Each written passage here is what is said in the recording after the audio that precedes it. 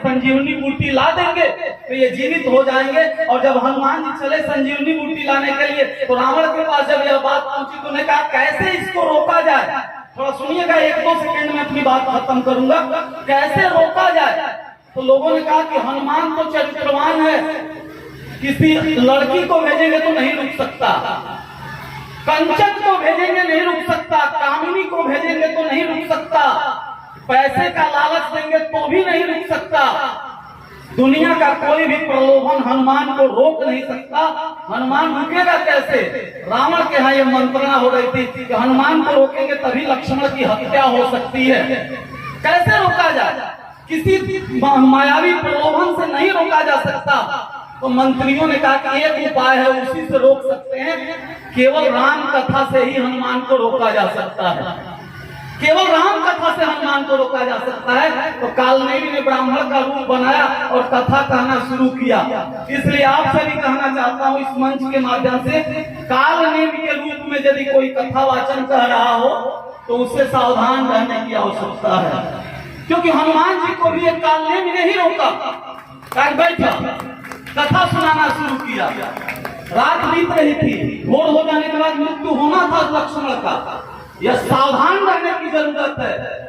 कालनेमी जैसे कथावाचकों से जो जनता को बेवकूफ बना करके केवल पैसा ऐंठने का काम करते हैं, वही काम उस काल में हनुमान जी के साथ भी उस कालनेमी ने किया। और हनुमान जी भी नहीं समझ पाए उस बात को। बात लंबी हो जाएगी। जब नहाने गए तब जाके बात प्रकाश में आई, एक आदमी लंबे समय से बेवकूफ बना रहा है। आप पढ़िए, इसको चिंतन करिए, मनन करिए। हनुमान जी जैसे व्यक्ति को आज तो लोग कह रहे हैं कि मेरे ऊपर हनुमान जी आ गए हैं, मेरे ऊपर हनुमान जी आ गए हैं, वो ये कह रहे हैं, वो कह रहे हैं। लेकिन हनुमान जी जब नहाने गए तब उसमें जब मगरमच्छ रहता था, सात्विक उसने बताया ये कालनेमी है जो फर्जी कथावाचक का रूप बना करके आपको देर से बेवकूफ बना रहा है। और फिर हनुमान जी ने उसका वध किया। तो जब आप रामलीला में आए तो एक प्रयास होना चाहिए कि झांकी देख करके आप आनंदित हो। दुनिया में बहुत सी चीजें आती हैं जाती हैं, पता नहीं चलता।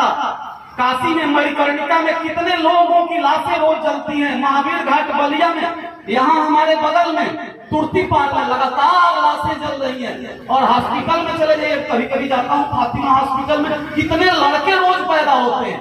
तो रोज बहुत सारे लोग जन्म लेते हैं, रोज सारे लोग पैदा होते हैं।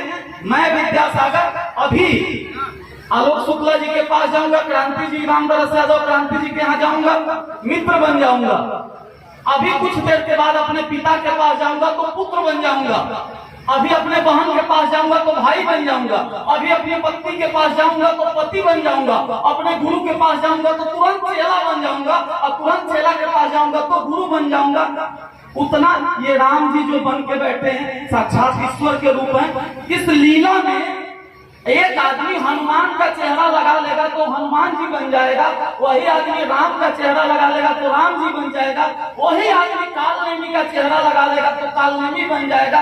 लेकिन एक रामलीला में, एक लीला में, एक ड्रामा में उतना चेहरा कोई नहीं बदलता जितना यहाँ खड़े हुए और बैठे हुए लोग सुबह से शाम तक अपना मुखौटा बदलते हैं, चेहरा बदलते हैं। हम सारे लोग बदलते हैं सुबह से शाम तक। तब सवाल खड़ा होता है कि आखिर मैं कौन हूँ?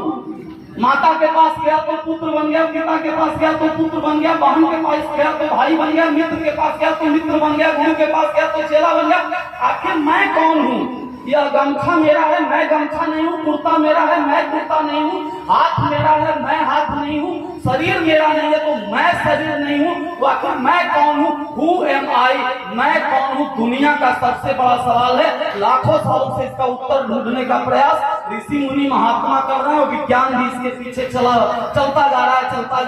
इसका उत्तर जब विज्ञान फेल मार जाता है तब इसका उत्तर अध्यात्म से प्राप्त होता है, फिलॉसफी से प्राप्त होता है, दर्शन से प्राप्त होता है। इसका उत्तर पहले बीज आया कि पेड़, पहले मुर्गी आई कि पहले अंडा आया, बहुत बड़ा सवाल है।